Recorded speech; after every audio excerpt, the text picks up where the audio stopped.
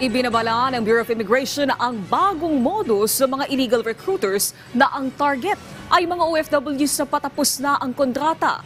Ayon sa Immigration Bureau, legal na dokumento ang napipresenta ng mga biktima dahil legal silang mga OFWs. Pero sa halip na pabalikin sa bansa kung saan sila nagtatrabaho, sa ibang bansa ang kanilang destinasyon para sa bagong trabaho. Mas mababa ang sahod at walang seguridad, pero kinakagat ng mga OFWs dahil gusto nilang makahanap agad ng bagong trabaho.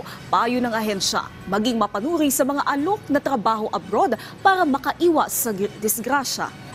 Madalas po ngayon online sa mga Facebook groups, on Telegram, on WeChat. These are the channels na ginagamit po ng mga illegal recruiters. If it's too good to be true, walang opisina, sa chat lang. Usually po niyan may mga payments involved, sent through money transfer at hindi dumaan sa Department of Migrant Workers. Then magduda na po tayo, magdalawang isip na po tayo dito po sa mga offer na ito.